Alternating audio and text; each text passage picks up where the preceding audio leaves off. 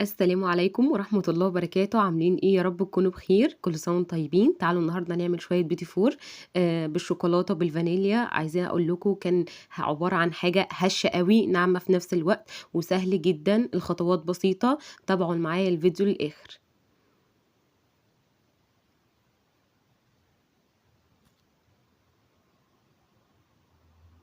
هنقول بسم الله. عندي 750 جرام من الزبدة بدرجة حرارة الغرفة، و250 جرام من السكر البودر، وأهم حاجة يتنخل عشان ما يبقاش فيه تكتلات، ويتضرب كويس قوي مع الزبدة، خصوصا ان احنا جايبينه جاهز مش سكر بودر بتاع البيت بالمنظر ده.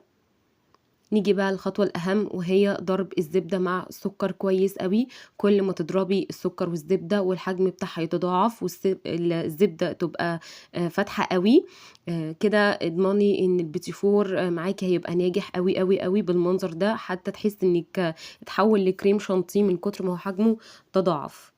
نيجي هنا بقى لتاني مرحلة، وهي مرحلة البيض. عندي هنا بيضتين كاملين وصفار بيضة واحدة. ده الطعم او الملمس كمان بتاع البيتي فور المظبوط او المتوسط بالنسبة لي. كل ما تحس ان انت عايزة البيتي فور معاكي يبقى ناعم، قللي من البياض البيض، يعني ممكن يبقوا 3 صفار بيض او 2 صفار بيض وبيضة كاملة، او زي ما انا حاطة 2 بياض كاملين، يعني بيضة كاملة وصفار بيضة واحدة. ده على حسب بقى رغبتك انت، لكن ده عندي كان متوسط حلو قوي. عندي هنا كام رشة من الفانيليا السايلة، ممكن فانيليا باودر، وممكن متحطيش فانيليا خالص. الزبدة هنا برضو بتشيل ريحة الزفارة، بس اللي بيحب طعم وريحة الفانيليا يحطها. بعد كده هننزل بكيلو من الدقيق، ده متعدد الاستخدام، يعني ده اهم حاجة للكحك والبسكويت. ما يكونش دقيق بلدي، ده اهم حاجة. جيبوا اي نوع، انا بستعمل الكوثر، انتوا هاتوا اي نوع بس يكون للبسكويت والبتيفور وللكحك. بصوا بقى كده ملمسها معايا عامل ازاي. قلبتها من فوق لتحت، ما شاء الله الهوا كان فيها حلو قوي، عبارة عن كريمة. بصوا بقى قربتها بالكاميرا، عايزة اوريكم بس الملمس بتاعها. آه، يعني مش عارفة امسكه، ملزق كده. ما شاء الله هو ده المظبوط، لاني ده بتاع القمع. لو انت بقى عايزه تشتغلي بالمكنه، حطي دقيق زياده لحد ما اكون ماسكه نفسها.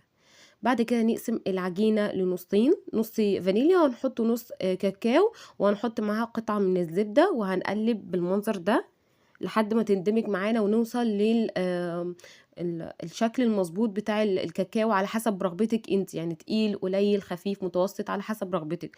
وده القمع اللي انا بشتغل بيه. للاسف مفيش رقم للقمع عشان اقول لكم هو عامل ازاي او رقمه ايه،